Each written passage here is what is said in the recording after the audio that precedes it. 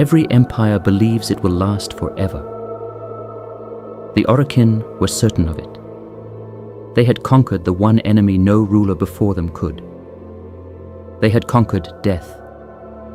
And so they looked out across the origin system and saw only what was theirs. This was the Golden Age, a civilization of impossible beauty, spread across every world from the inner suns to the frozen edge.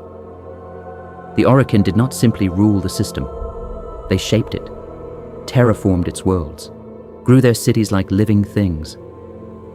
Every surface gilded, every line perfect. Their secret was called continuity. When an Orokin body grew old, their mind was simply moved to a new one, a younger vessel, a fresh start. Death became an inconvenience for the lower castes, never for the masters. To be Orokin was to be eternal. And the eternal grow bored. Beneath the beauty, there was rot. The perfection was built on cruelty, on the ones who served and suffered, so the immortals never had to. And immortality, it turned out, was not enough.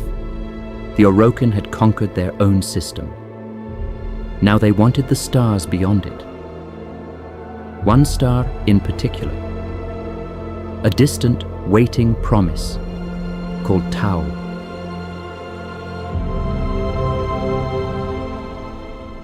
But Tau was impossibly far, further than any ship could travel in 100 lifetimes, even lifetimes that never ended. Ordinary space would not carry them there. So the Orokin turned to something else, a shortcut, a door beneath reality itself. They called it the Void. The Void is not space. It is not a place at all in any way we understand. It is a dimension that runs underneath our own, where distance means nothing, and time bends and thought has weight. Travel through it, and a journey of centuries becomes an instant. But the Void gives nothing freely. Those who cross it come back changed, if they come back at all. To reach Tau, the Orokin sent colonists, whole families, loaded onto great ships to cross the Void and build a new world on the other side. One of those ships was the Zariman Ten Zero. It carried thousands, parents, teachers, and their children, who, at the moment it all began, were sitting an exam.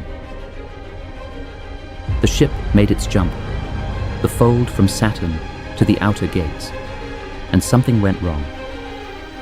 We still don't know exactly what. The drive failed, the door closed around them, and the Zariman Ten Zero fell into the Void and vanished. No wreckage, no signal, just gone. The Orokin wrote it off. A tragedy. A ship lost with all aboard.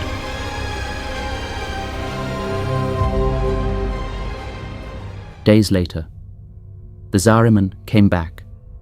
It simply reappeared, hull intact, lights still on, air still breathing, as if it had never left. But the Orokin who boarded it found something they had no word for. The adults were still there. And the adults were wrong. Their minds had been unmade in the Void. They had turned feral, and they had turned on the only ones the Void had spared. The children. The children had survived, alone, hunted by the people who once loved them, and they had defended themselves, because the Void had not driven them mad. It had given them something, power, the kind reality is not supposed to allow. Exactly how or why the children were spared and the adults were not, the lore has never fully answered. Some say something was waiting for them in the Void, something that noticed them. That is where the stories of the man in the wall begin. But that is a mystery for another day. The Orokin were terrified of what they had found. Children who could bend the Void. weapons that looked back at you with a child's eyes. Most wanted them destroyed. But one researcher looked at these broken, powerful children and saw something worth saving. Her name was Margulis. Through their dreams, she reached them, taught them to hold the power without letting it consume them. It was her work that would one day become transference. The art of driving a body from a distance, mind to machine. The Orokin never forgave the children for what they were, and they never forgave Margulis for loving them. Her mercy would cost her everything, but the children remained, no longer quite human, not yet what they would become. The Orokin needed a name for them. They took the designation of the ship that made them. The Zariman Ten Zero, Tenno, Tenno, Tenno, children of the Void, feared by the very empire that created them. They did not know it yet, but the Golden Age was already ending. Far beyond Tau, an old enemy was stirring, and when it came, the Orokin would have only one weapon terrible enough to answer it. The children they were so afraid of. This is only the beginning. Next time, the enemy from the stars and the war that broke the origin system.